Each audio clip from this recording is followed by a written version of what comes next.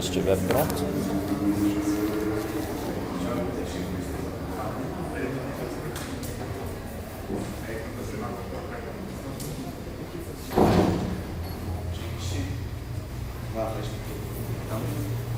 Começando as sessões agora do Tecnologia em Foco 4 da noite de hoje, tá?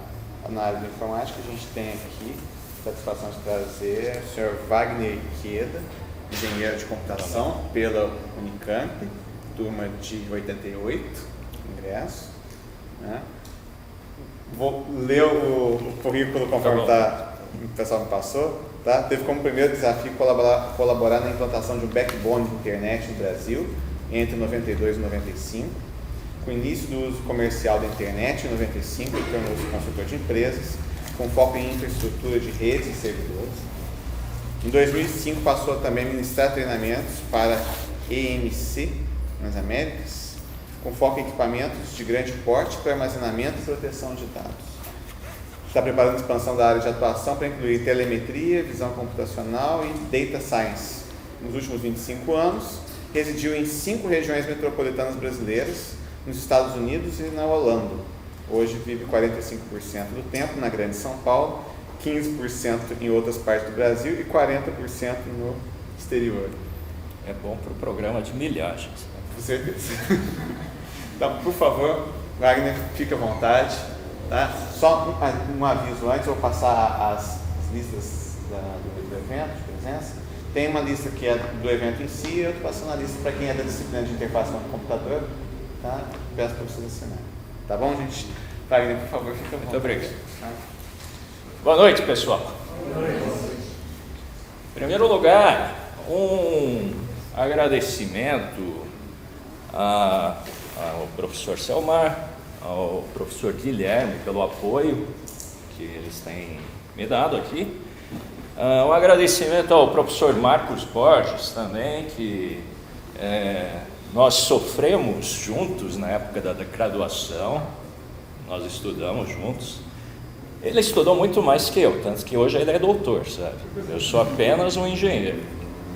Enfim,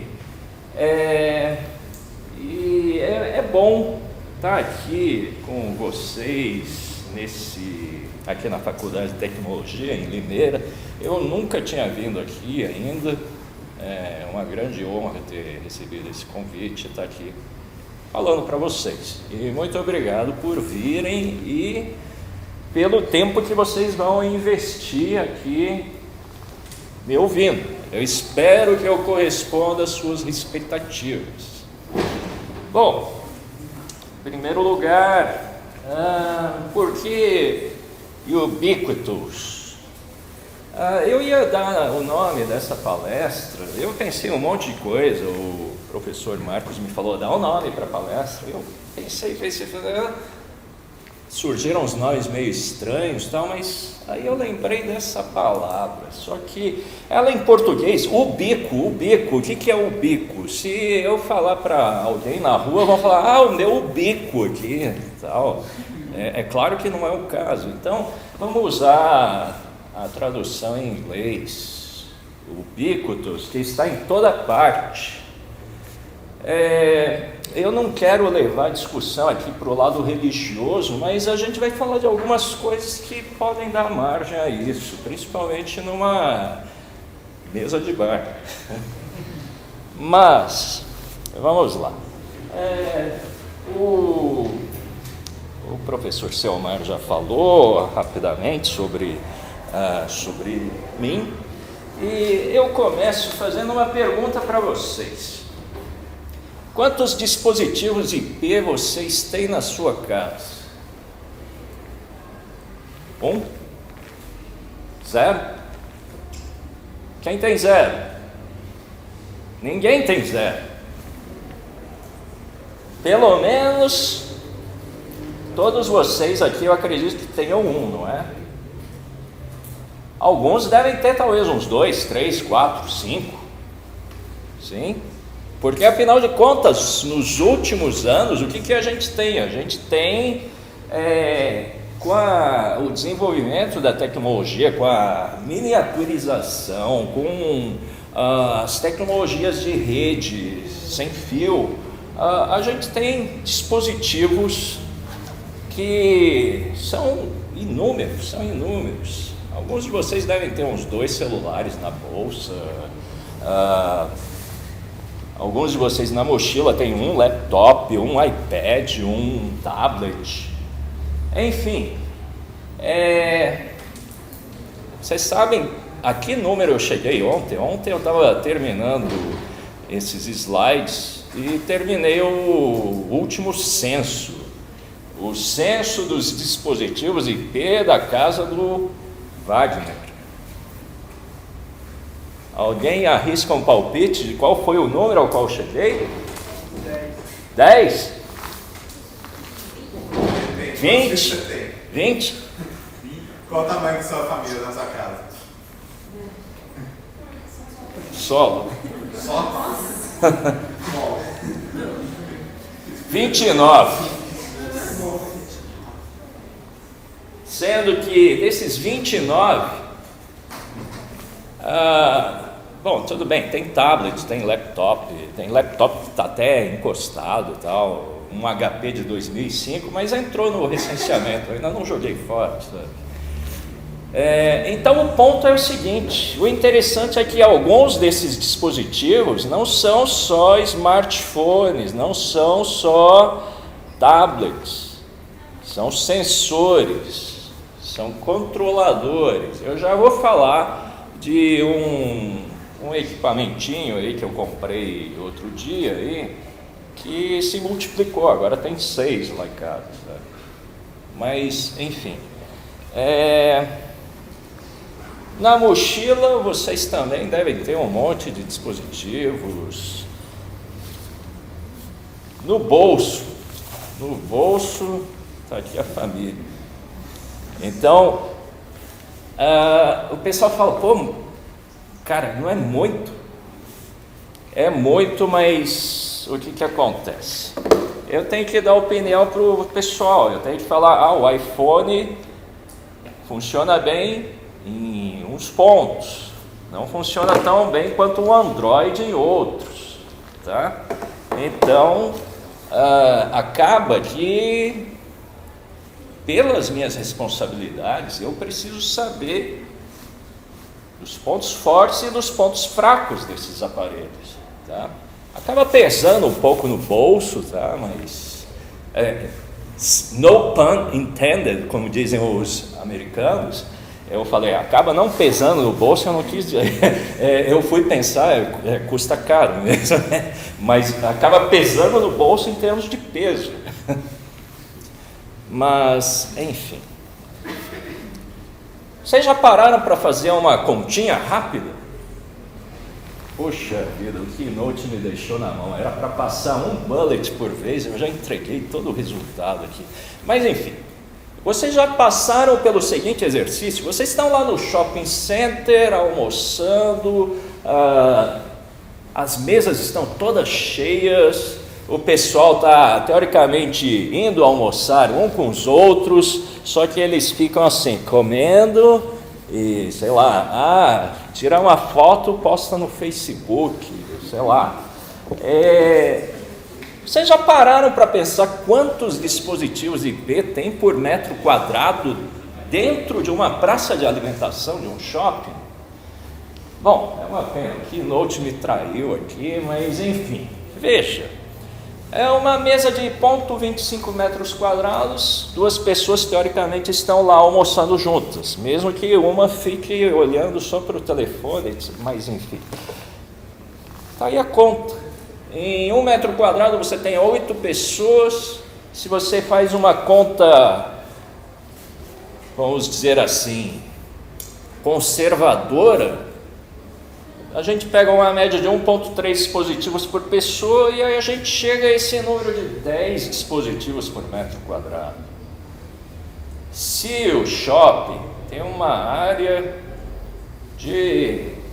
essa praça de alimentação de, vamos chutar aí, 500 metros quadrados, 5.000 dispositivos IP nesse espaço.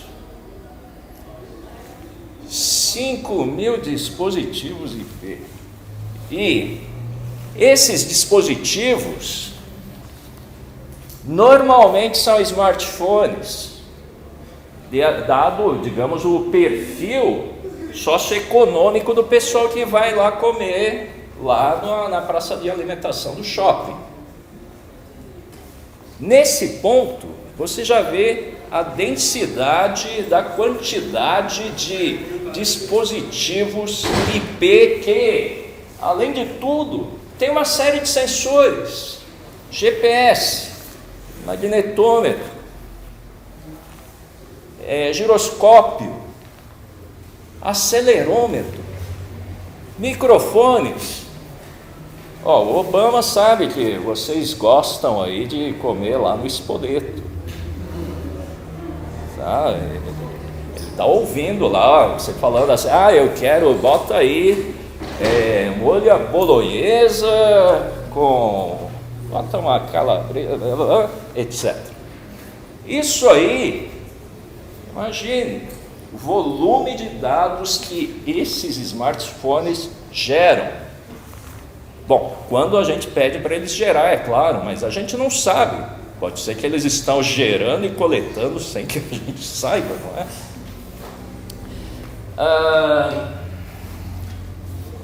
Bom, hoje no cenário, digamos,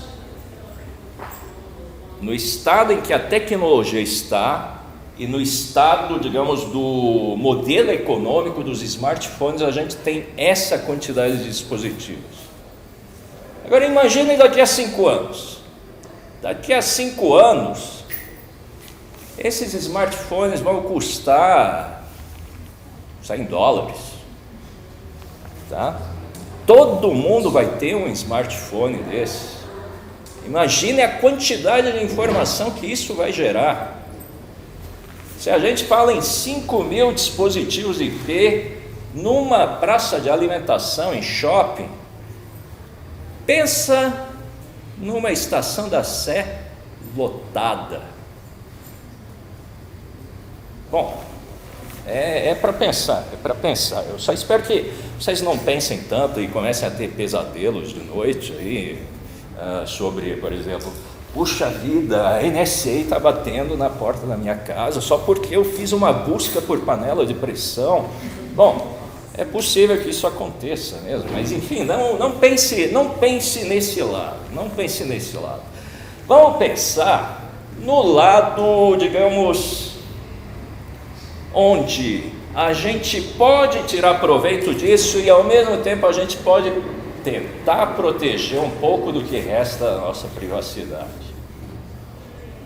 Bom, falando em proteger a privacidade, eu tenho uma compulsão que é ficar registrando todos os lugares por onde eu passo. Então, aqui, por exemplo, você vê, isso aí foi um final de abril em Miami, rodei uns 160 quilômetros de umas 6 horas e tal, e está tudo registrado.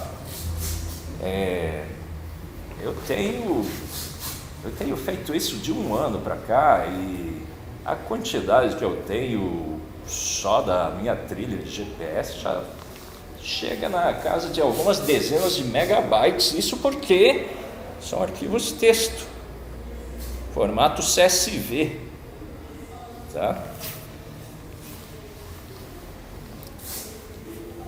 Bom, essas coisas que nós temos aqui, todo smartphone que se preze, ele tem um sensor de movimento, tem um acelerômetro. Isso aqui eu forcei um pouco a barra, os subidas e descidas aí no gráfico, nos eixos X, Y e Z, porque eu sacudi mesmo. Agora, fazer uma pergunta para vocês. A gente ainda não tem uma resposta para isso, mas tem uma empresa que está tentando fazer uma aplicação nada, digamos, é uma aplicação que você pensa assim, dados de acelerômetro, o que eu posso fazer de aplicação com isso? Ajudem-me, por favor. Você pode saber, por exemplo, se a rua do seu bairro está cheia de buraco ou não, não é? Você liga o acelerômetro, anda com o carro e você vai ter lá os dados lá do carro sacudindo. Ou se o carro for, sei lá, se o carro for também um Fusquinha 68, pode ser que não é a rua do bairro, pode ser que é o carro que vibra mesmo.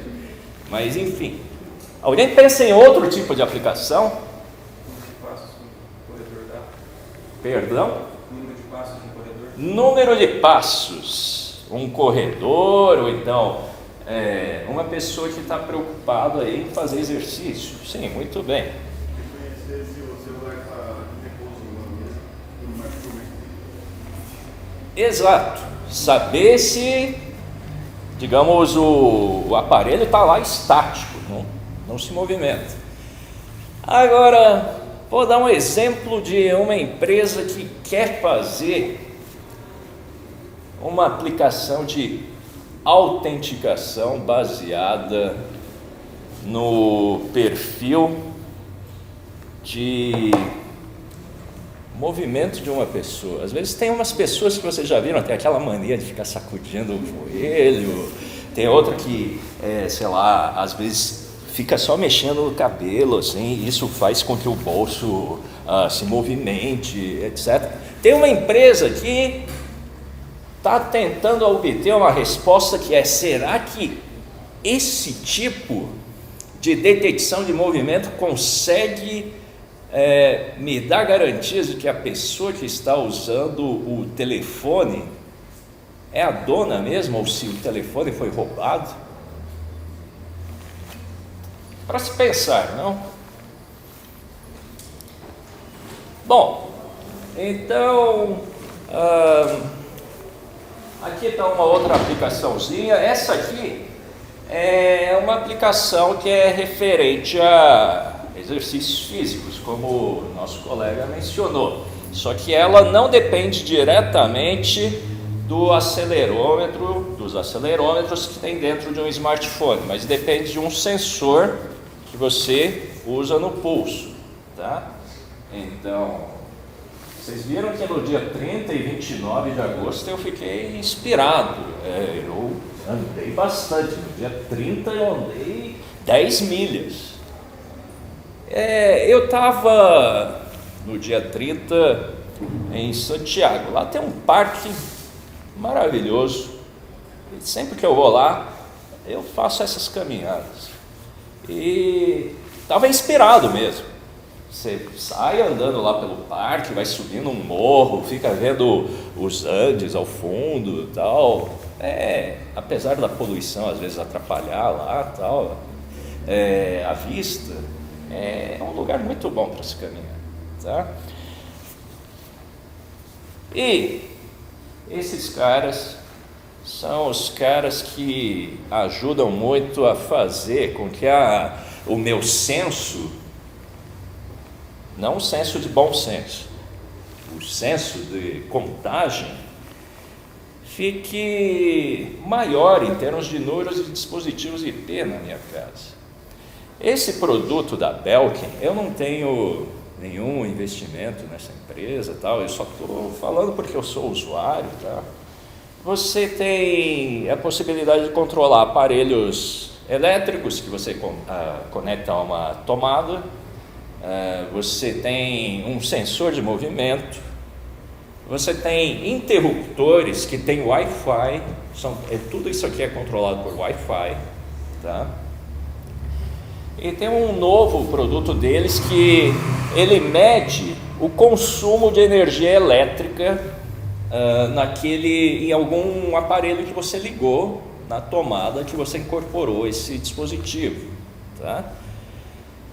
E a tendência é que cada vez mais nas nossas casas, nos nossos escritórios, nos nossos ambientes de trabalho, a gente tenha mais desses dispositivos e com isso a gente tenha uma melhor eficiência no gerenciamento da energia, tá?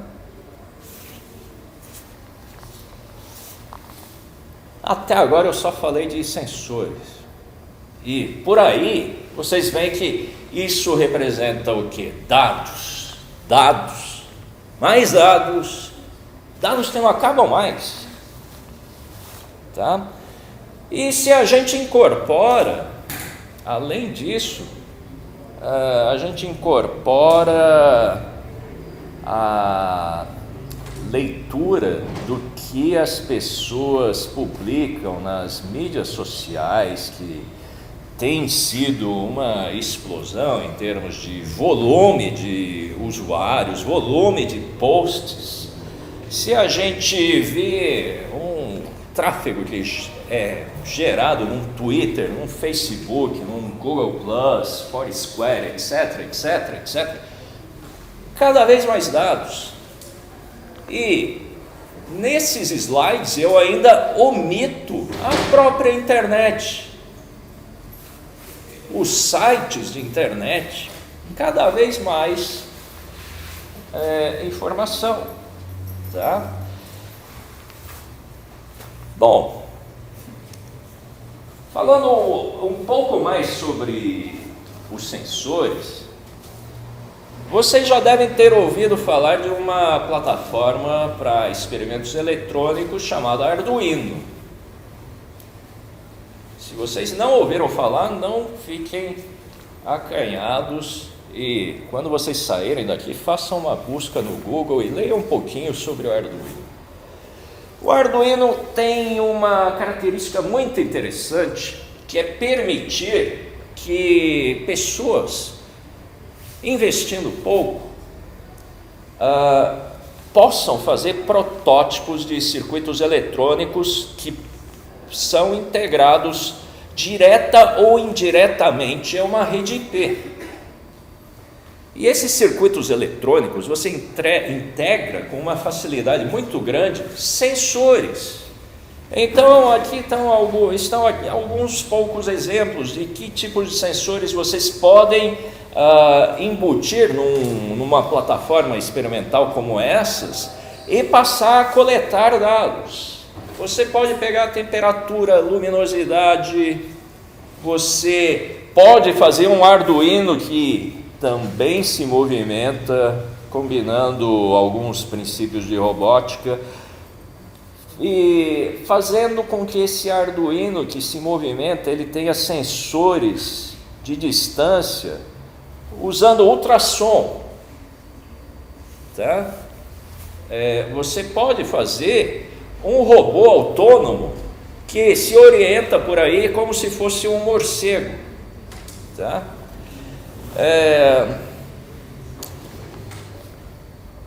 Mas enfim, eu falei de um monte de coisas com relação a dados e mais dados, e o que isso significa para você?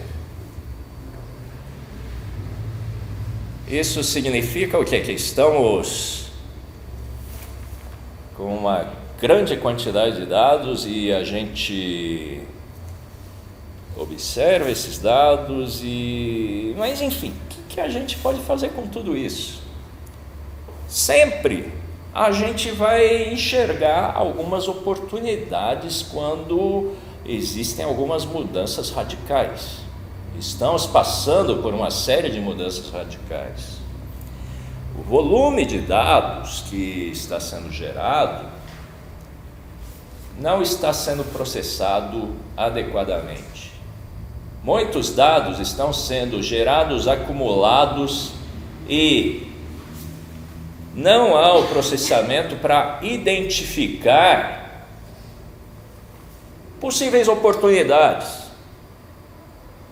Por exemplo, melhoria dos negócios, melhoria de vendas.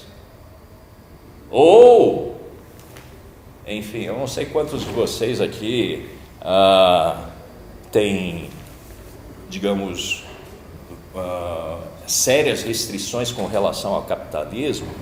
Eu tinha sérias restrições com relação ao capitalismo, mas eu vi que o detalhe é que ainda não inventaram uma alternativa para isso. Mas, enfim, por que como dizem os gringos, I digress, sinto muito, mas voltando à linha de raciocínio. No lugar de você ver oportunidades para melhorar o seu negócio, você pode ver oportunidades para melhorar esse planeta. Você pode ver, por exemplo, você poderia fazer um esquema onde numa cidade se coletam dados de transporte. Todo mundo usa um smartphone, esses dados estão indo lá para o Google ou para a Apple, e o que acontece? Os governos têm que colaborar com essas empresas, ou melhor, os governos têm que exigir que essas empresas colaborem no sentido de abrir alguns desses dados. Então, imagine a massa de dados que existe sobre os padrões de tráfego, não só de veículos individuais, mas de veículos de transporte coletivo, ou mesmo de pessoas andando. Esse volume de dados que existe pode ser usado para ajudar a otimizar o transporte público de uma cidade, tá? Então, vejam que há inúmeras oportunidades que existem em função dessa avalanche de dados que está caindo sobre nós. Bom, então temos esse cenário da extrema abundância de dados, temos esse cenário de não é fácil extrair informação dessa avalanche de dados. E o que isso significa para vocês? Voltando à pergunta, isso significa que vocês têm uma oportunidade de ouro nas mãos. Vocês estão vivendo, todos nós estamos vivendo numa época cheia de desafios e numa época onde nunca foi tão fácil coletar dados. Bom, e o que você pode fazer a respeito? Então eu escrevi rapidamente um guia de sobrevivência com algumas sugestões do que você pode fazer para o seu desenvolvimento pessoal, no sentido de estar bem preparado para fazer a análise dessa avalanche de dados, tá? Primeiro ponto que é fundamental. Eu tenho que admitir que eu tinha algum bloqueio com relação à programação. Eu achava programação muito frustrante. Muito frustrante. Na minha época de graduação, a gente ficava fazendo uns programas em C de 4.000, 5.000 linhas, trabalho lá do nosso curso, lá da época da minha graduação na Unicamp e tal. Só que aí você esquecia um ponto e vírgula. Isso gerava um programa sintaticamente correto em alguns casos, mas que tinha resultados trágicos, como vocês já devem imaginar. Trágicos no sentido de passar algumas noites em claro tentando arrumar esse negócio, etc, etc. Então eu tenho que admitir que eu fui um programador frustrado, mas a boa notícia é que nesses 20 e poucos anos, todo esse batalhão de cientistas da computação, engenheiros da computação, e é claro, tecnólogos também, e outras pessoas ainda que atuam em computação e nem são da área, todo esse tempo gerou uma evolução muito grande na forma como as linguagens de programação são hoje. Isso combinado com a famosa lei de Moore, aquele cara lá da Intel, lá que disse há muito tempo atrás que a capacidade computacional vai dobrar a cada 18 meses por um tempo indefinido. Essa combinação desses dois fatores, capacidade computacional se desenvolvendo num passo muito rápido, os princípios de linguagens de programação terem melhorado, fez com que linguagens de muito mais alto nível sejam linguagens hoje que são viáveis para qualquer tipo de aplicação. Há 20 anos atrás, você tinha que fazer em C, senão o negócio ia ficar rodando um mês inteiro lá e não ia te dar a resposta. Hoje em dia, esse mesmo programa que eu podia ter que usar algumas milhares de linhas de código, em alguns casos, você faz isso com uma dúzia de linhas, numa linguagem de mais alto nível e que tem um conjunto de bibliotecas grande, tá?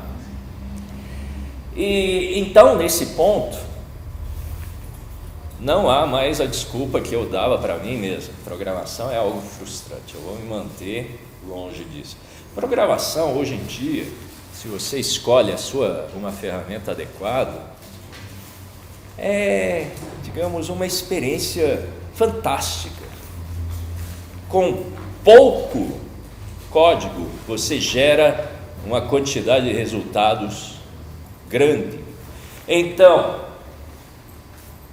meu conselho, é claro que vocês não precisam segui-lo, mas meu conselho é: programe. Eu botei aqui uma lista das linguagens de programação que estão, digamos, como é que diria, que estão sendo as mais observadas pelos resultados. Vocês podem estar achando que Java não está aí na lista e eu estou sendo injusto. Na verdade, o problema não é com Java, o problema é que as outras linguagens que estão aqui nessa lista, elas têm uma expressividade muito maior. Aí vem uma velha piada que eu falo quando menciono expressividade de uma linguagem de programação. Isso não significa que você vai escrever um código tão bonito que você vai chorar de emoção.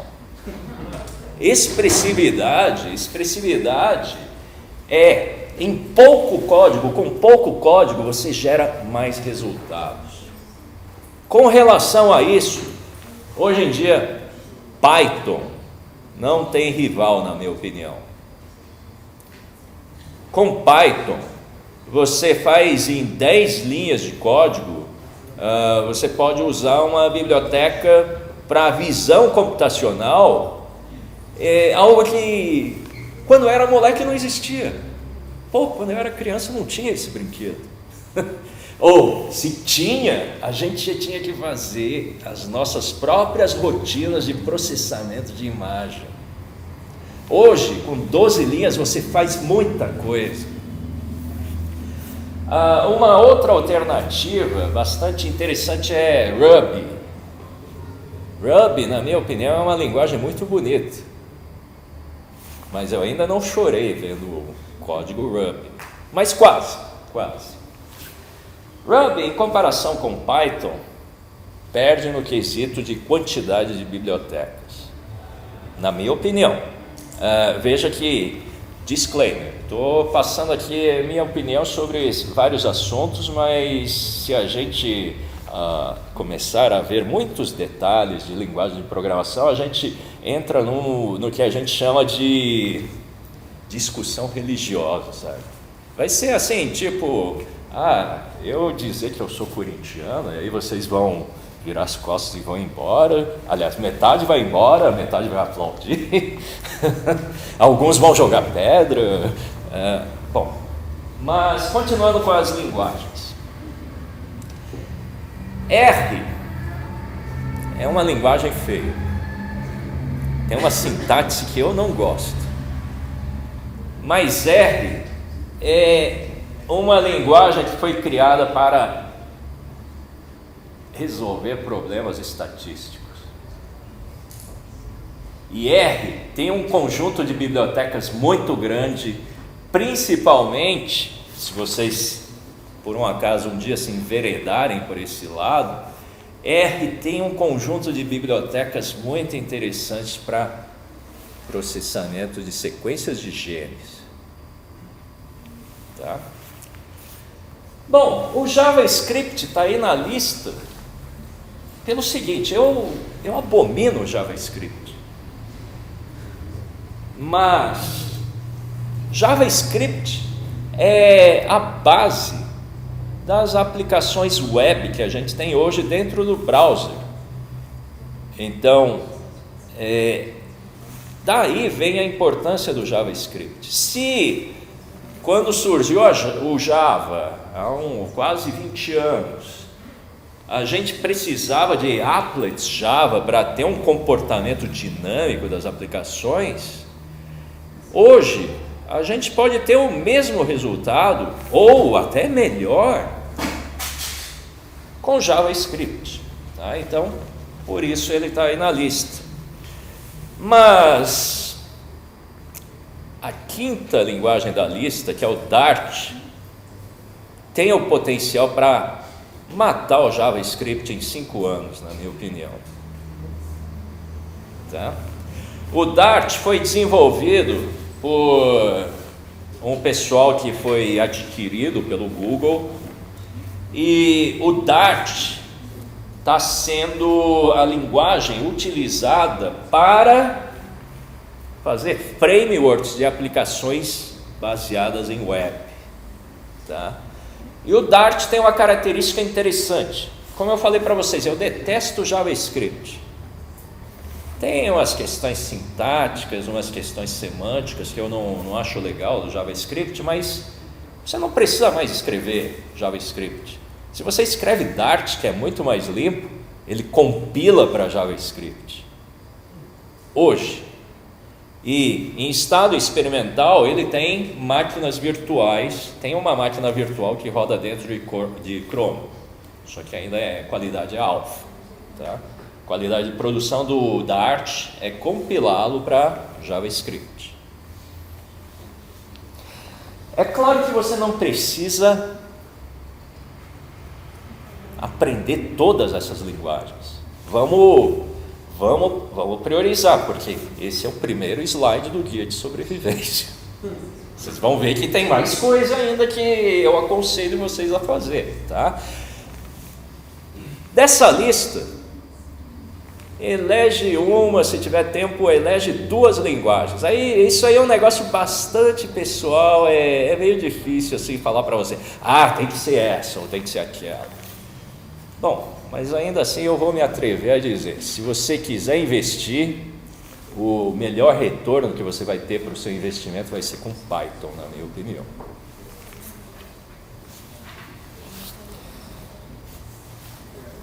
Bom, programar é o começo, mas aí você chega com aquele monte de arquivos CSV, aquele monte de letrinha.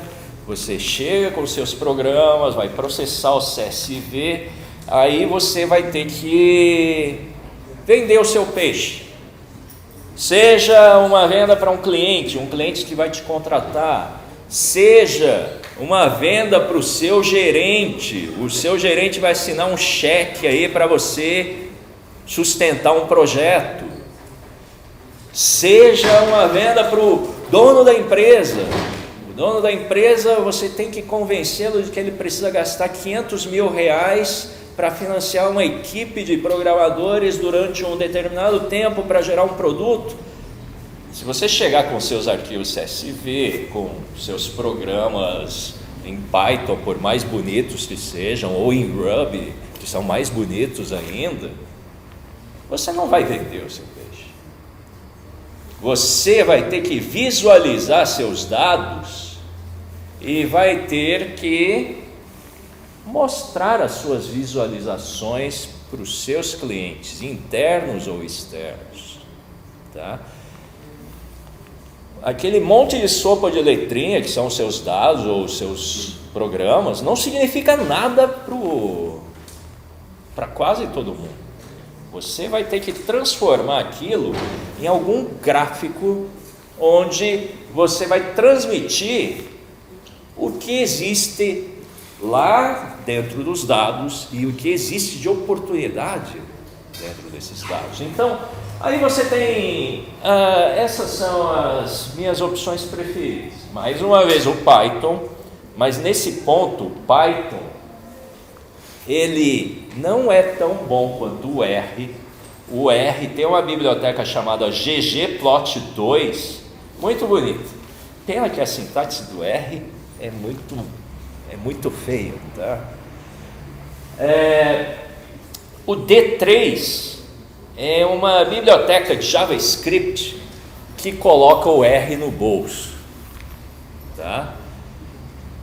E o Dart ainda está imaturo, ainda não chega aos pés do D3. O D3 é a melhor alternativa, mas o Dart não é o Darth Vader, não.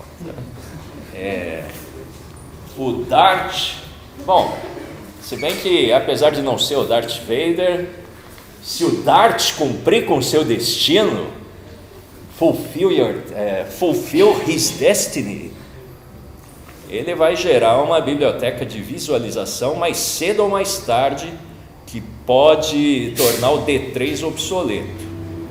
E o D3 hoje é o que há de melhor, na minha opinião. Tá?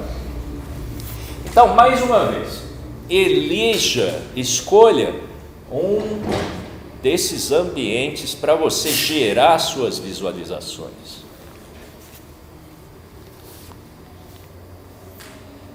E é claro que você precisa fazer análise. Não, eu não estou dizendo que você está louco, tal, precisa fazer análise. Não é isso. Desculpem, não me interpretem mal. Se bem que às vezes eu falo isso quando eu estou me olhando no espelho, logo pela manhã. Bom, eu tenho que admitir que durante a minha graduação, eu matei muita aula de estatística. Não sei porquê, eu e mais alguns amigos, a gente tinha algum desprezo por estatística. Eu tenho que admitir, porque era isso mesmo, tá? E hoje, estatística é a ferramenta que é usada para analisar essa enxurrada de informações. São os princípios estatísticos que vão mostrar para a gente o que está oculto ali dentro daqueles dados. E nessa combinação de estatística, de como fazer modelos para analisar os seus dados, nós temos o que a gente chama de Data Science, que, como os gringos dizem, é a carreira mais promissora dos próximos, talvez das próximas 2 décadas. O que é um Data Science? Um Data Science é um cara que programa, é um cara que gera visualizações, é um cara que sabe fazer análise, que sabe fazer os modelos para analisar os dados e tirar conclusões desses dados. Existe uma estimativa que nos Estados Unidos, nesse momento, há um déficit de 117 mil profissionais com o perfil de Data Scientist. Pessoal, desculpe, eu esqueci de mencionar esse detalhe, mas se alguém tiver alguma pergunta, algum comentário rápido, fiquem à vontade, é só levantar a mão, tá certo? A gente está um pouco limitado pelo tempo, mas se vocês tiverem algum comentário, fiquem à vontade, tá certo? Tá bom, o guia de sobrevivência ainda não acabou. Vocês estão vendo que vocês vão ter que estudar pra caramba, se vocês derem ouvidos a esse japonês que está aí falando para vocês o que vocês devem fazer. Não me levem a mal, eu não estou querendo ser, digamos, paternalista com vocês, mas na minha opinião, se vocês seguirem 10% dos meus conselhos, vocês vão ter um futuro profissional muito promissor. Muita arrogância minha falar isso, não? Bom, desculpa. Tem mais um item ainda que é importante conhecer, mas isso aqui você pode terceirizar. Você pode... a gente não consegue fazer nada sozinho. Em algumas horas, a gente vai ter que formar times, tá? Então, se você não for para esse lado, busque alguém que está nesse lado. Por quê? Não basta você fazer tudo que a gente viu até agora. Modelar seus dados, fazer seus programas, criar suas visualizações, etc. Vai chegar um ponto em que você vai precisar de máquina para rodar tudo isso. Em alguns casos, a gente não vai ter máquina suficiente dentro de casa. Em alguns casos, eu diria, na maioria dos casos, a gente não vai ter máquina suficiente dentro de casa para fazer isso. Mas, você tem hoje em dia, mais uma vez, eu não canso de repetir essa frase, quando eu era moleque não tinha esse tipo de brinquedo. Hoje a gente compra hardware sob demanda, aluga. A gente paga por hora para uma Amazon, para ter tempo de servidor. Então, explorem muito esse ponto, hardware on demand.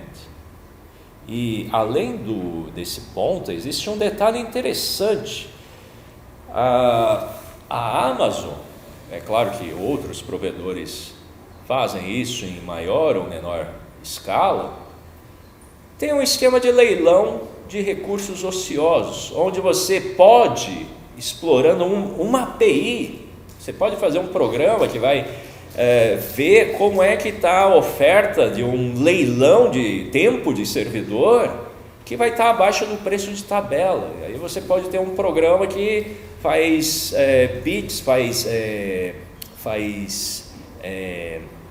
dá lances para você comprar esse tempo de processador, tá?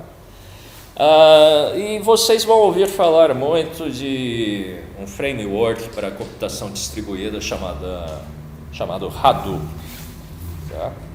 Bom, pessoal, eu vou começar a acelerar um pouquinho para não estourar o nosso tempo aqui, tá?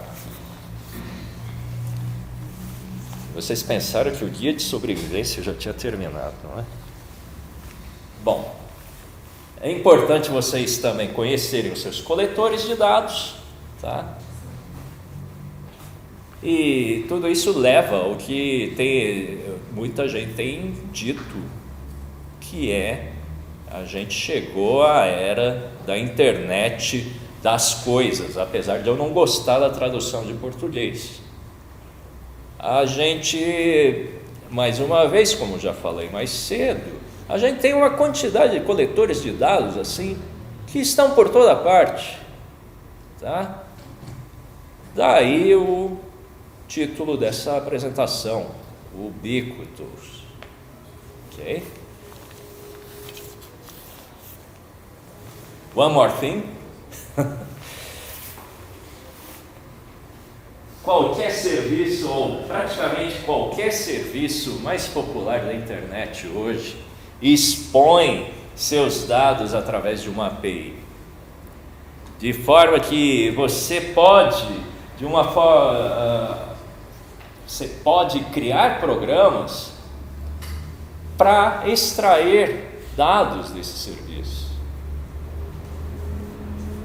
Você pode virar um super usuário do Facebook. No lugar de você ficar vendo lá, o que o meu amigo X, o meu amigo Y aí está postando aí, faz um programa aí para ver o que 2.000 pessoas estão postando aí, faz uma análise estatística disso aí, tal, e aí você pode usar isso algum dia.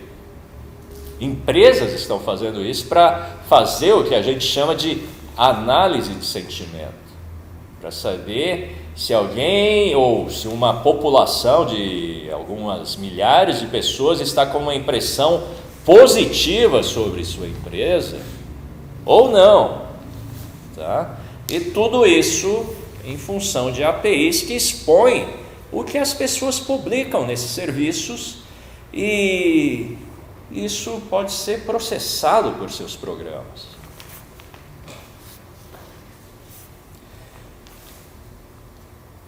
Fundamental: priorize ambientes que vão permitir a você criar rapidamente protótipos, gerar rapidamente resultados.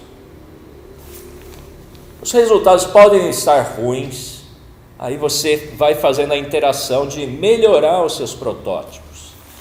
Em ambientes de programação, existe um ambiente bom, tem alguns furos, mas é um ambiente bom, que é o IPython, que permite você fazer uso interativo do Python de uma forma mais amigável que o Python só linha de comando, tá?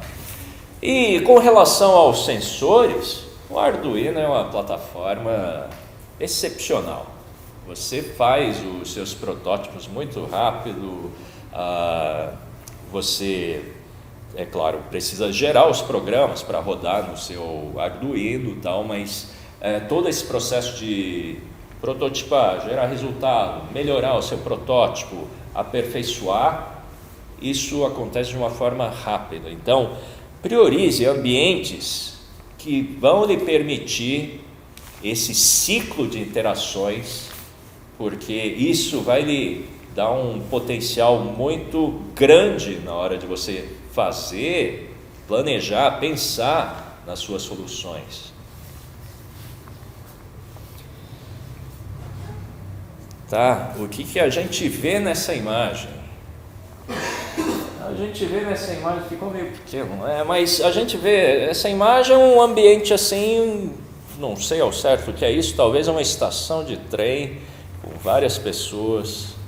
As pessoas estão olhando para diferentes coisas ou outras pessoas. As pessoas estão se movimentando. E hoje existem sistemas que estão sendo implementados para procurar automaticamente detectar padrões de comportamento nessas pessoas. Para o que as pessoas estão olhando, se as pessoas estão olhando no anúncio de um produto, ou se a pessoa está olhando para o placar eletrônico que tem o horário dos trens, ou se a pessoa está andando de forma suspeita. Há sistemas que fazem esse reconhecimento já hoje, tá? E há sistemas desse tipo que utilizam câmeras de segurança de supermercados. Então, sem você saber, o Carrefour pode saber que o primeiro lugar que você vai quando você entra no supermercado é ver o preço dos vinhos, por exemplo. Então, um dia isso vai ser usado, eu não diria contra você, mas a favor deles, tá? Eu falei em Foursquare, um pouco mencionei anteriormente. Veja, é uma aplicação, é uma plataforma interessante, muito interessante, tá? Só que, eu não vou ficar o dia inteiro assim, onde estão os meus amigos? Eu entro na aplicação e fico vendo, o cara tá lá na cidade tal. Você não precisa fazer isso. Você acessa a API do Foursquare, junto com a API do Google Maps ou um MapQuest, como é o caso, e aí você bota onde é que os seus amigos estão, tá? Então, está aqui um exemplo dos meus amigos aí, em particular a maioria deles está na Grande São Paulo. E ainda nessa linha ficou bem pequeno, infelizmente. Será que eu consigo aumentar aqui?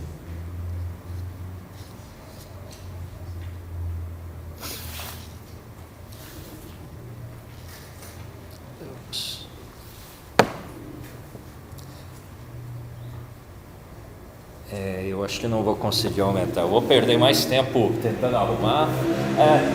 O detalhe é o seguinte, tá meio pequeno, mas depois...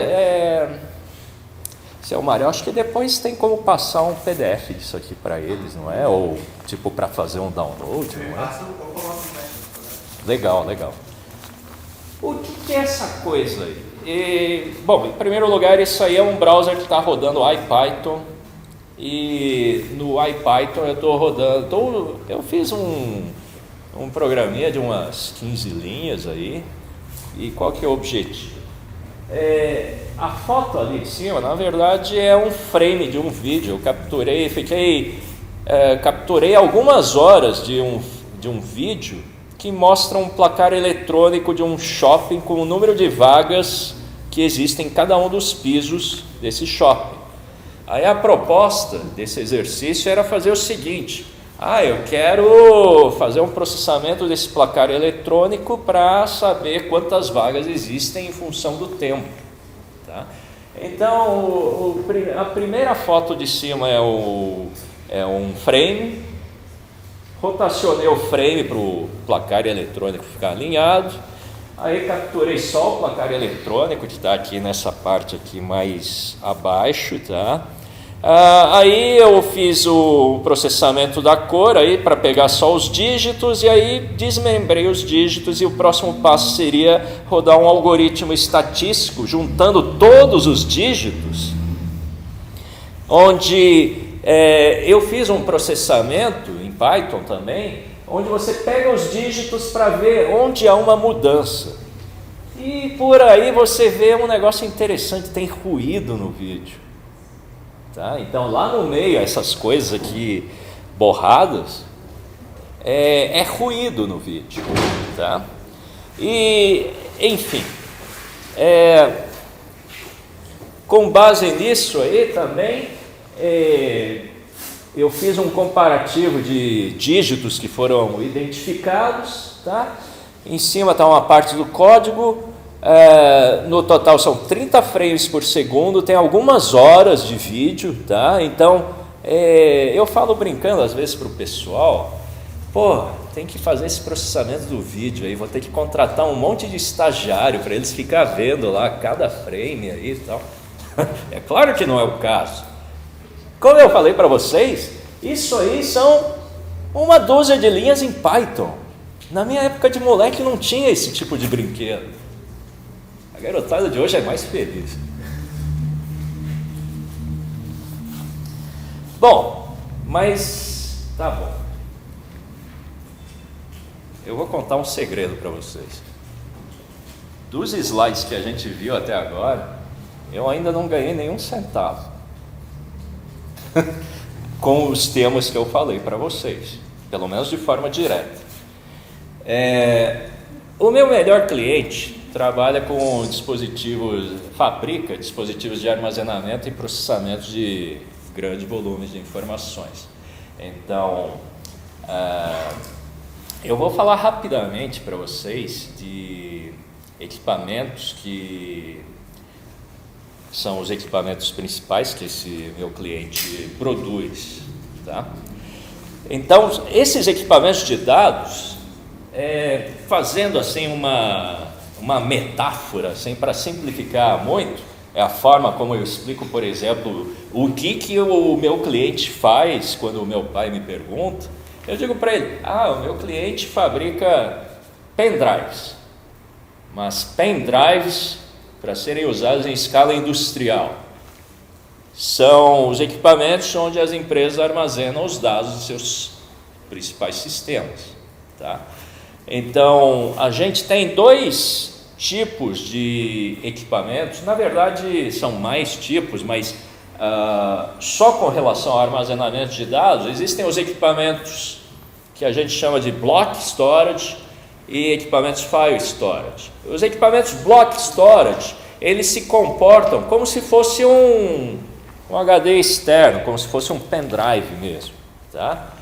O file storage, ele se comporta como se fosse um servidor Windows que te serve lá a letra de drive H, que é seu home, por exemplo. Tá? Então, Há um equipamento que é o carro-chefe da NC, que é o Symmetrix, que é um equipamento que tem em seu interior um máximo de 2.800 disk drives. Tá? Então, é um equipamento que, por exemplo, empresas de telecomunicações usam para guardar o registro de todas as ligações que os seus clientes fazem. Tá? Então, esse é o high-end. O mid-range, que a gente chama, é um tal de NX, que tem uma capacidade bem menor, só 1080 drives. Tá?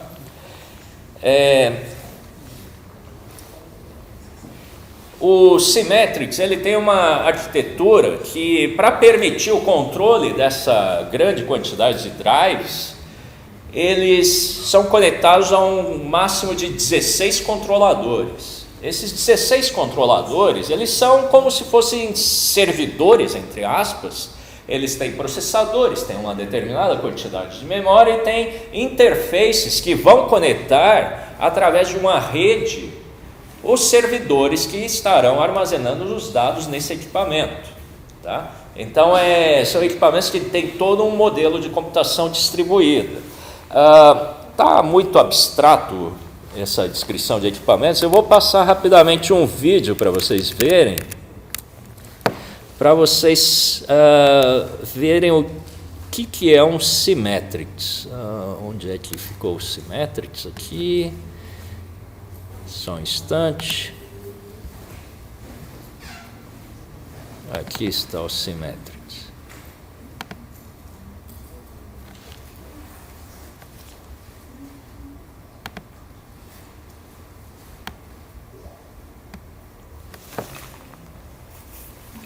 Esse é um tipo de equipamento que clientes de telecomunicação, de bancos, etc., têm às dúzias. Tá? E esse equipamento está na configuração máxima, que são 11 racks, para comportar os 2.800 hard disks, disk drives. Bom, de frente está até que bonito, sabe? Agora, por trás, às vezes dá até medo.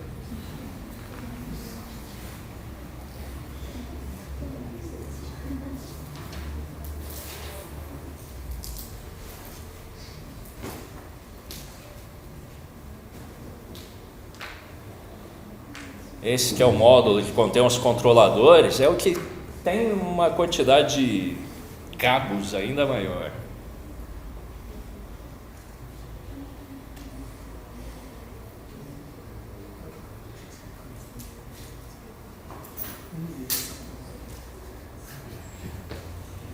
Um equipamento desses comporta algo como 8 petabytes. Tá? 8 petabytes vão ser o que? São 8.000 terabytes. Nem é muita coisa assim, mas enfim.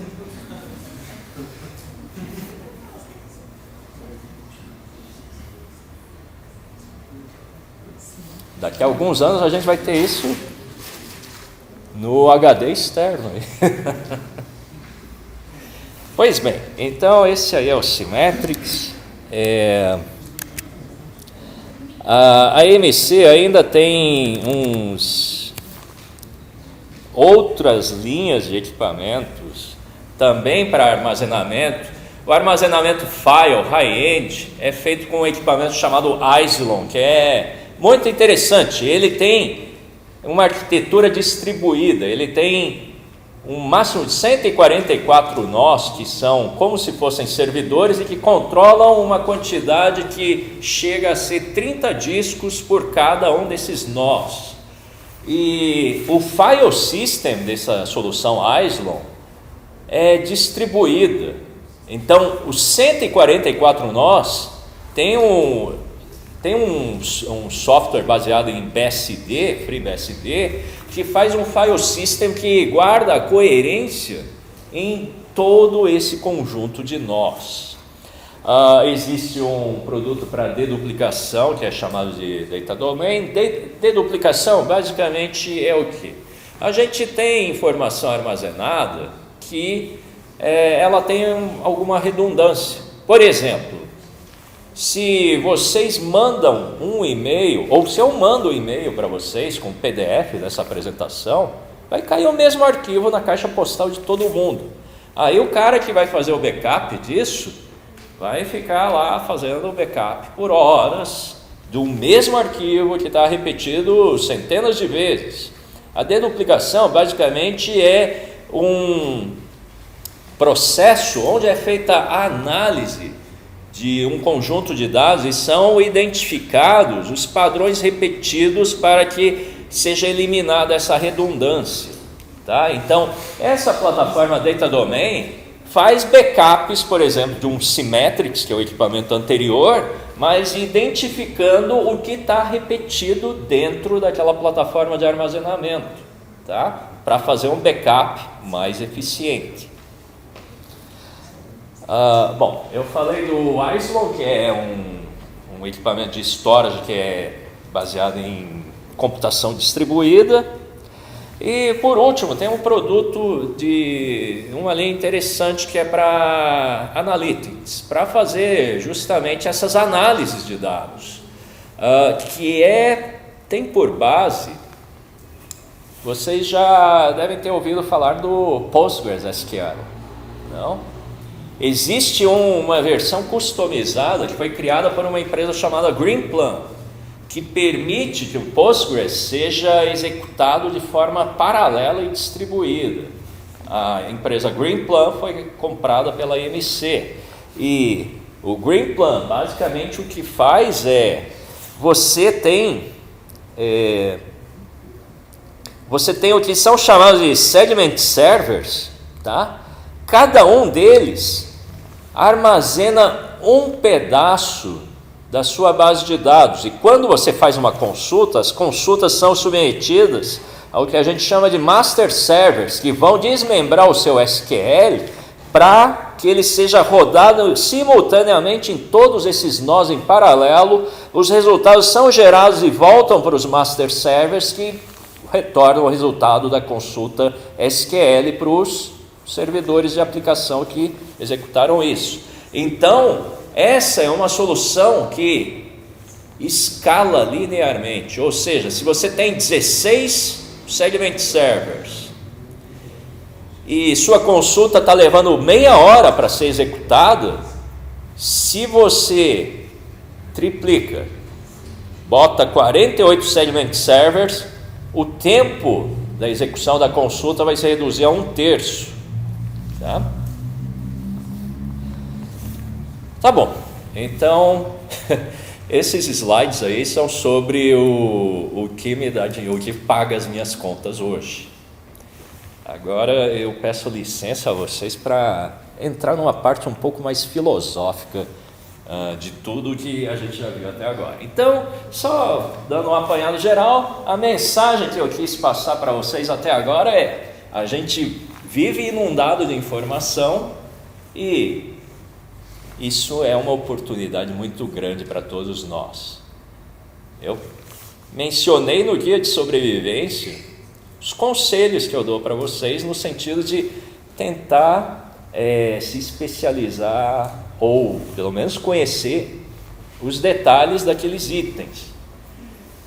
Mas e o que vem adiante? Bom, com relação ao volume de informação, isso só vai piorar. Talvez vai piorar em progressão exponencial, progressão geométrica. Digamos, tudo bem, já está em progressão geométrica, né? Vai continuar, mas num ritmo mais forte. Mas a gente não pode falar do futuro sem pensar um pouco no passado. Eu tenho que admitir que essa parte aqui do modelo matemático formal de computação nunca me atraiu muito, sabe? Acho que é porque eu tive o azar de pegar uns professores errados. Já o Dr. Marcos era um cara mais aplicado, sabe? Então, para ele era mais tranquilo essa parte, sabe? Mas, enfim, a gente tem esse monte de coisa aqui, tablets, laptop, o caramba, etc., servidores enormes, tal. De onde que veio tudo isso? Eu penso que alguns de vocês aqui nasceram quando eu ainda nem tinha entrado na universidade. Na minha época a gente tinha computadores, mas era uma briga ter acesso a computadores no laboratório. Hoje a gente vive um período de abundância, assim, mas como tudo começou? Chegou lá o Bill Gates e inventou o computador, não é? Isso aí é a resposta que normalmente eu ouço, assim, se eu pergunto para alguém no ponto de ônibus. E o computador, de onde que veio?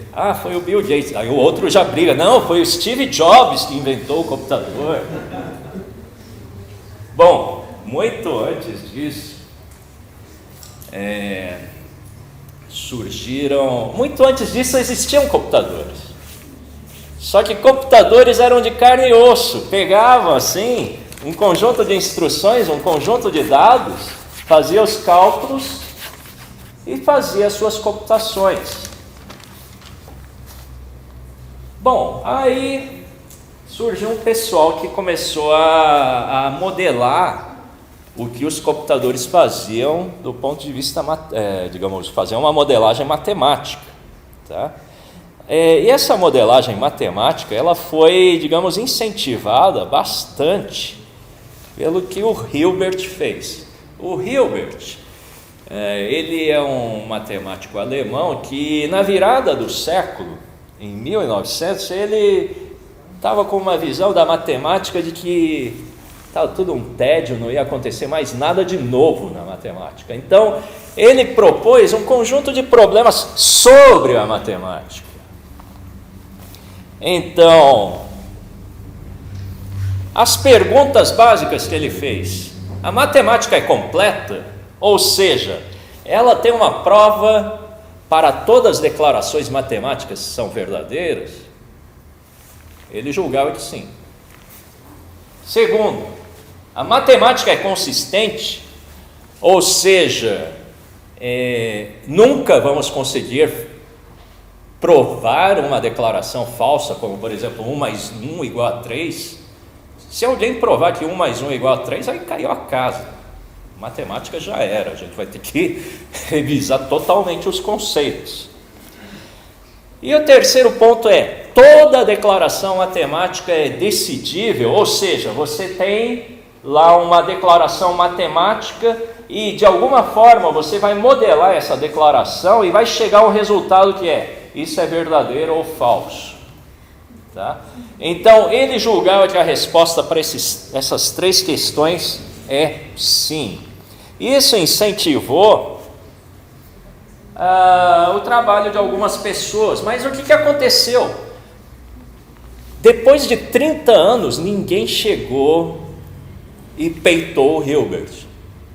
Nesses 30 anos, estava todo mundo assim, o Hilbert está certo, esses 3 pontos, a resposta é sim.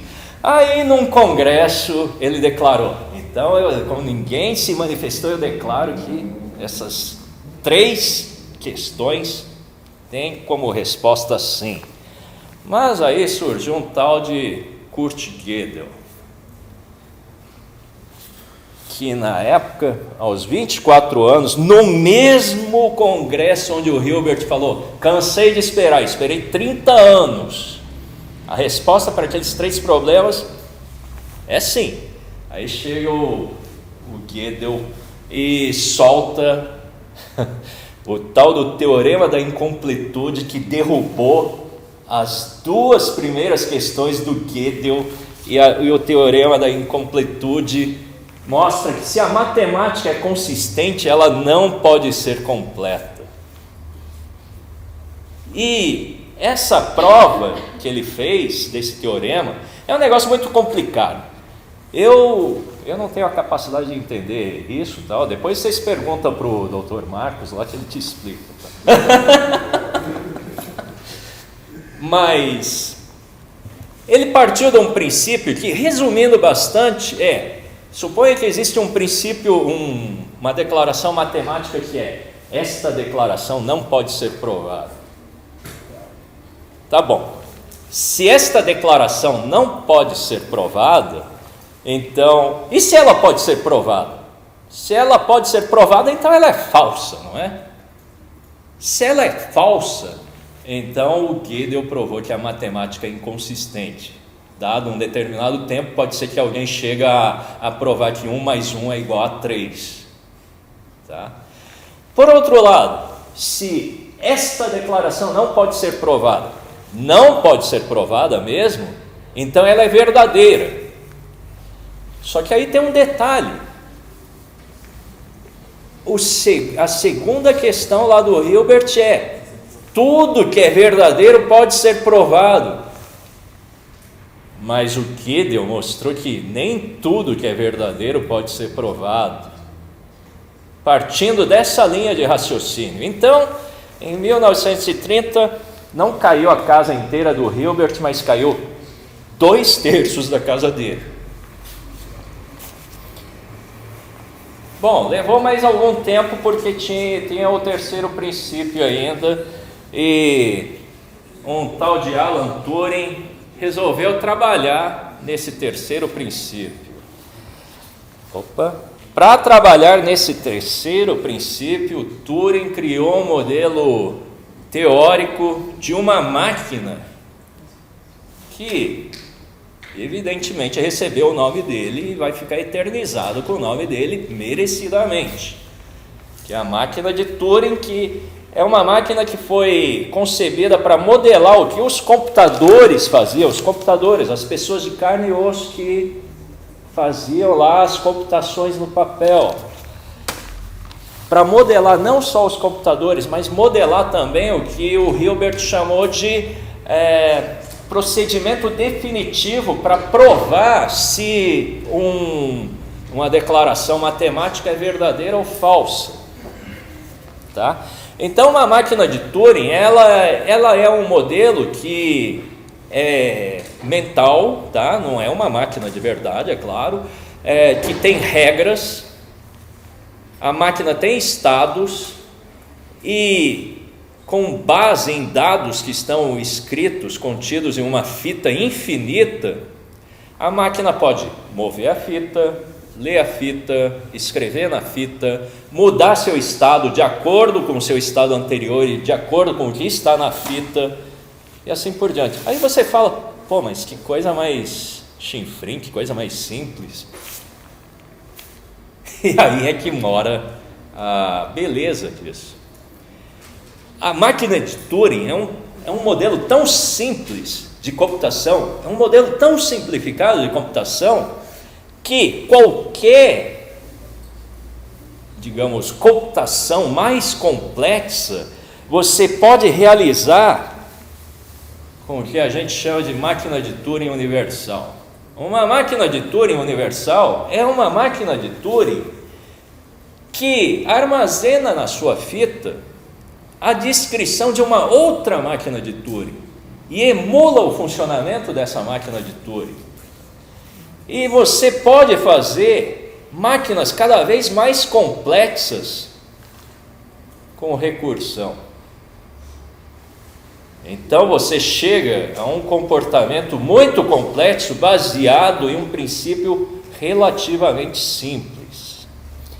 E eu fiquei até emocionado que eu já estava até esquecendo o Hilbert.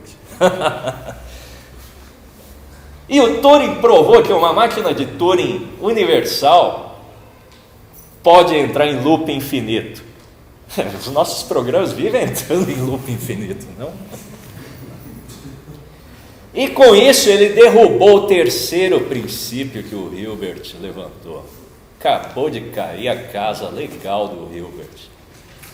Só que o grande mérito do Hilbert foi propor essas três questões e gerar o trabalho que o Gödel e o Turing fizeram, tá?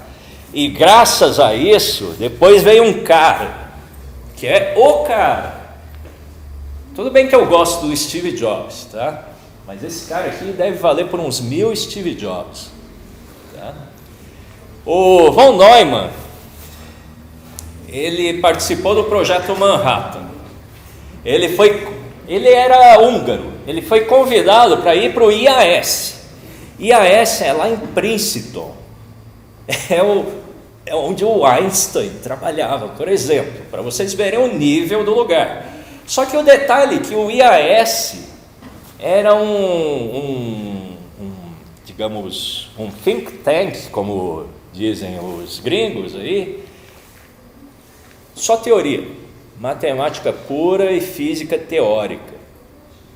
Só que o von Neumann não se contentava com isso, o cara resolveu ajudar na construção de um modelo de computador que é o tal do EDVAC, que é o sucessor aí do tal do ENIAC, o tal do primeiro computador.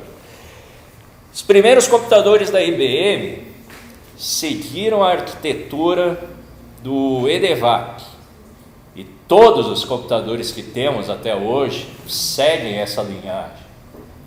Então, von Neumann fez um trabalho fundamental ao propor uma arquitetura de computadores onde basicamente você tem uma unidade de processamento que acessa um espaço de endereçamento de memória de forma aleatória. Isso existe até hoje. Há outros possíveis modelos teóricos de computadores que podem, digamos, ser implementados, mas os computadores eletrônicos que a gente tem hoje rodam de forma mais eficiente por seguirem a arquitetura do von Neumann, e por conta disso até hoje a gente usa a arquitetura. Então, tá certo. O que são computadores? São essas coisas que tem aqui na mesa, são os computadores que estão lá na sala de servidores. Sim, tudo bem. Mas a gente pode ter os componentes que são hardware, software, como vocês sabem muito bem, e os modelos matemáticos dos computadores, como a máquina de Turing. Existe uma construção em linguagem de programação que é a mais básica possível. Ela é chamada de lambda cálculos, onde você define uma função e essa função você vai usar depois para fazer construções. Então temos lá na primeira linha um exemplo básico de uma função que leva dois argumentos, x e y. Essa notação é de Ruby. Mais uma vez, Ruby é uma linguagem muito expressiva, olha que bonito. Então, você está chamando essa função com os argumentos 3 e 4. Só que com o lambda cálculos, você pode fazer uma abordagem muito radical, que é começar a dispensar coisas, como por exemplo, números. Nas 4 linhas seguintes, você tem a definição dos números 0, 1, 2 e 3, só usando o lambda cálculos, onde a definição são chamadas recursivas N vezes para fazer a definição desses números. Depois eu passo uma bibliografia para vocês. Esse exemplo eu tirei de um livro chamado Understanding Computation. É um livro excelente, tá? Então o cara lá se propõe a fazer um programa que é o tal do FizzBuzz em lambda cálculos, sem números, só com as chamadas de funções. Então o que ele faz aqui, o FizzBuzz, está aí mais código Ruby, ele faz o seguinte: conta de 1 a 100, se o número é múltiplo de 3, ele vai imprimir fizz, se ele for múltiplo de 5, vai imprimir buzz, se for múltiplo de 3 e de 5, ele vai imprimir FizzBuzz, caso contrário, vai imprimir o número, tá? Aí o cara nesse livro, ele transforma esse código Ruby, que é legível para nós humanos, ele transforma tudo em lambda cálculos. Bom, aí o resultado aqui está meio ininteligível, mas o resultado é que dá uns 5 KB de caracteres, que você vai ver isso aqui não vai executar, tal, mas é sintaticamente correto e tem o mesmo resultado. Bom, mas para que eu botei isso aqui? Que pena, está muito pequeno. Mas eu vou cantar a bola. Isso aí é uma sequência de vários caracteres, A, T, A, C, G, etc. DNA. Sim. E DNA, molécula de DNA é um computador, não é? Ela tem uma fita, a fita não é infinita, a fita é processada, a fita gera estados de uma máquina. Bom, para pensar, esse diagrama, mudando um pouquinho de assunto, é o estado da internet nos Estados Unidos lá para 93, na época que eu era jovem, como vocês. Né? A gente vê que padrão complexo e tal, de conectividade. Hoje, o padrão está mais para algo como isso, tá? Muito mais complexo. E aqui temos um outro padrão, só que isso aqui não é rede, ou melhor, não é uma rede de comunicação de dados. Isso aí é a visualização de um dia de voos nos Estados Unidos, tá? Isso aqui, vocês imaginam o que é?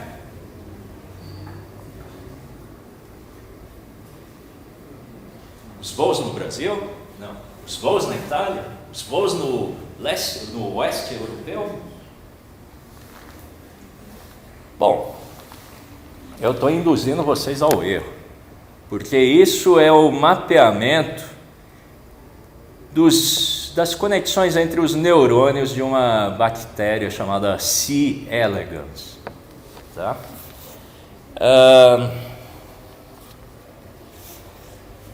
Isso é um padrão de neurônios interconectados gerados por uma simulação. A gente, até há pouco tempo, em biologia, a gente falava em experimentos in vivo, no coitado do rato lá, que os caras abrem o crânio, por exemplo, inserem eletrodo.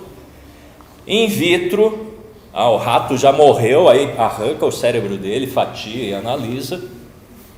Ou in silico, que é o termo mais recente, onde no lugar de você matar o rato ou torturar o rato, você simula como é que os neurônios dele vão se formar a partir de um certo ponto no desenvolvimento embrionário.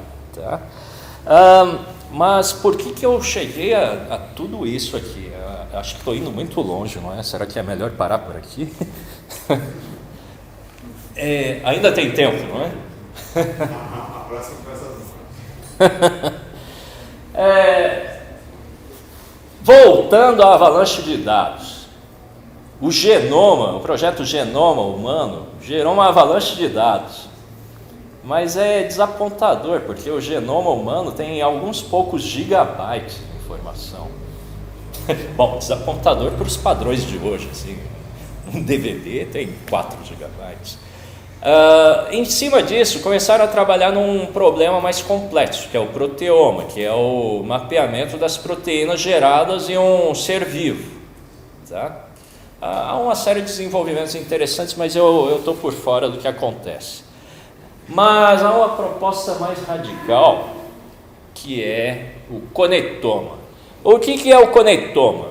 O conectoma é um mapa não só dos neurônios de um cérebro de um ser vivo, mas também das suas sinapses. Tá? Então tem um cara, o Dr. Seung, ele trabalha no MIT. Ele é um cara que está fazendo grandes avanços nessa questão de análise de conectomas. Então, aqui você tem um cubinho aí que tem 6 microns de lado. Esse cubinho aí é massa de um cérebro de um rato, tá? E isso aí parece um espaguete, digamos, cheio de neurônios, e a questão é saber como eles estão distribuídos nesse volume e como eles se conectam. E esse modelo de visualização colorida é para cada um dos neurônios ter uma cor, Para você ter uma ideia da escala, ali pequeno na ponta da seta está o cubinho anterior, só que à direita essa árvore é um neurônio, tá? Só um pedaço de um neurônio, porque as suas ramificações podem se estender por muito mais espaço ainda. Aquele detalhe preto ali no meio daquela coisa ali é o neurônio visto no slide anterior, e toda essa massa aí é o cérebro de um rato. Então veja que essa questão de fazer o mapeamento de um conectoma é uma tarefa muito árdua do ponto de vista computacional, tá? E o cérebro humano comparado com o do rato, que está aqui o do rato é essa coisinha mais clara aqui à esquerda. Por aí vocês veem que os desafios que a gente tem pela frente são muito grandes.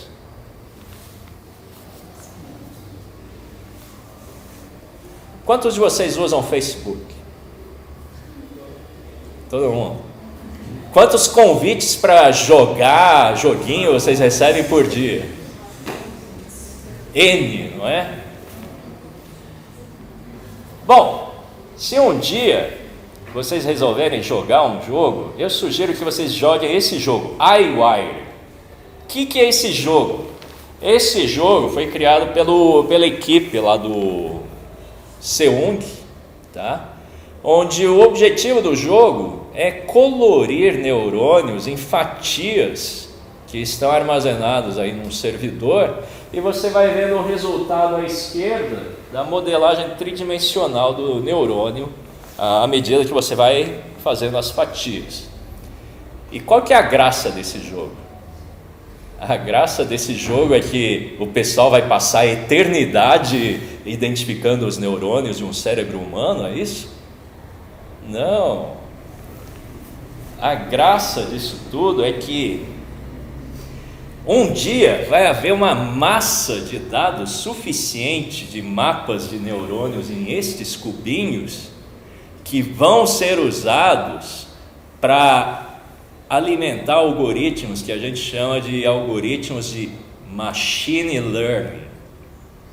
E é isso mesmo que vocês entenderam. São algoritmos que aprendem com dados. Então, dado um volume grande de informação, a proposta do projeto do Seung é conseguir treinar algoritmos que vão fazer a identificação desses neurônios de forma automática, tá? Então, da próxima vez que te convidarem a jogar, sei lá, Farmville 5, não sei o que, você responde para o cara: pô, cara, joga outra coisa aí. Bom, o que esperar do futuro da computação? A computação vai mapear o nosso cérebro, eu acredito que durante a minha vida. Apesar de eu estar velho aqui, eu espero viver um pouco mais, tá?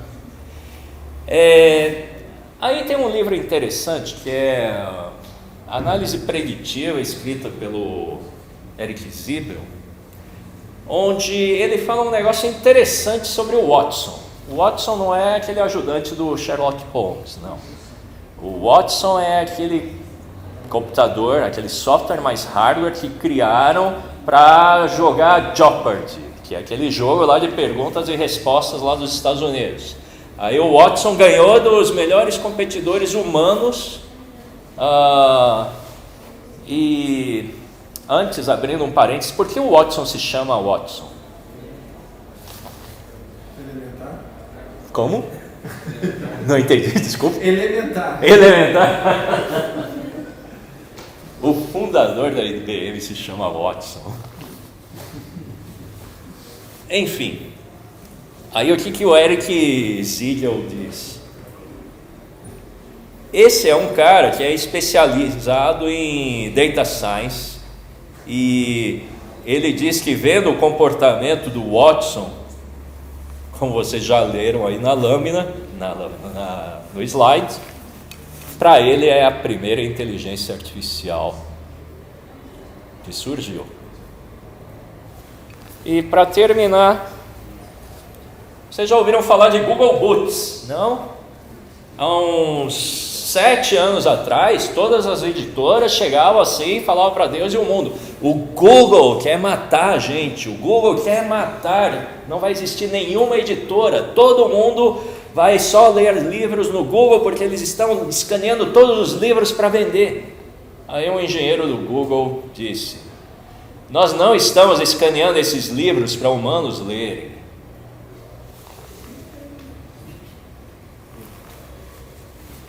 Estamos escaneando esses livros para uma inteligência artificial ler.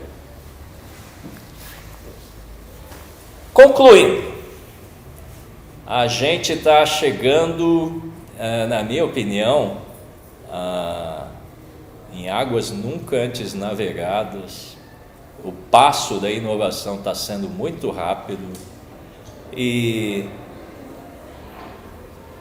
quando eu era jovem, nossa, até parece que eu tenho 70 anos.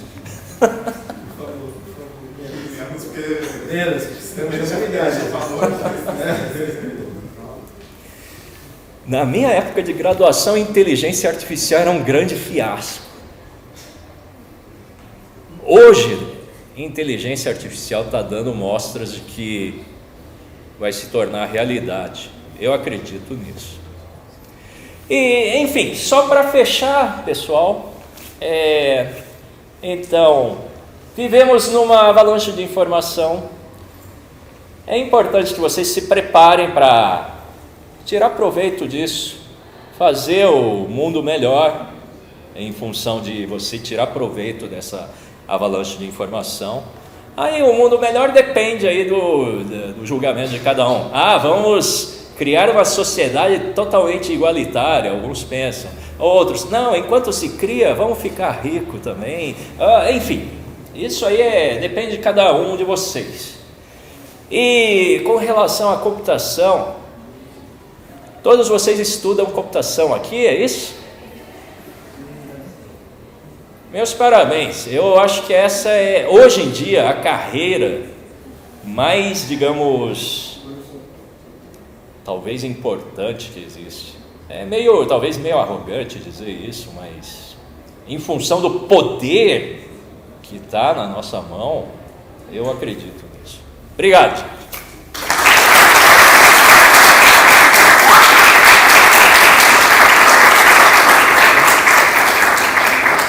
E é claro, se vocês têm algum comentário, alguma pergunta. Eu queria saber qual é a sua visão do futuro da área de análise comportamental. Análise comportamental aplicada a negócio. Tá. Eu já estava pensando em aplicações em psiquiatria, por exemplo. Isso já acontece. Existe um caso interessante que a NASA, por uma questão de sobrevivência, nos anos 70, contratou uma equipe de psicólogos e psiquiatras para justamente fazer a análise comportamental, para evitar que o pessoal se mate em órbita, sabe? Porque imagina, ficar várias semanas uns 3 caras, aí os caras são incompatíveis aí os caras vão quebrar o pau, ou então a nave vai ficar fora de controle e tal. Mas enfim, o que aconteceu? Um grupo desse time da NASA foi contratado lá nos anos 90 por uma empresa, eu não me lembro agora, que gerenciava call centers. Então, o que os caras começaram a fazer? Começaram a fazer uma modelagem dos clientes em função de transcrições das conversas dos caras, tá? E com base nisso, o cara, o atendente do call center lá, já pegava a ligação e falava: nossa, é aquele doido de novo que vai ficar me xingando 5 minutos. E então o sistema fazia o seguinte: não mandava as ligações aleatoriamente para os atendentes. O pessoal fazia uma análise comportamental dos atendentes para procurar botar gente compatível para receber ligações, entende? Então, isso que você perguntou já acontece. Agora, se fazem aqui no Brasil, eu tenho minhas dúvidas, porque nunca caio com alguém que, que me dá simpatia. Tá? Certo?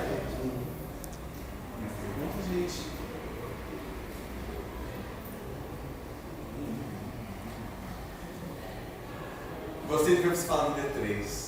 D3? Eu trabalho com visualização. Ah! Eu conheço o D3. Sou apaixonado na parte que ele faz de matrizes coordenáveis, que ele troca um dos exemplos que ele tem lá de trocar linhas de colunas para reordenar. Tem trabalhado com isso, mas não pus a mão no código suficiente. Eu também não experimentei o suficiente, mas eu fiquei muito impressionado. Bom, a sintaxe é um pouco confusa para quem vai de começo. É muito detalhe para aprender. Muito detalhe, sim. Mas vale a pena. Sim. Bom, gente, vamos então agradecer de novo o Wagner. Obrigado. Já fica convidado para vir de outras vezes aqui na faculdade também. Muito bom, já aprendi o caminho, então. Obrigado, gente. Boa noite. Pessoal, tem meu aluno, por favor, para a entrevista lá.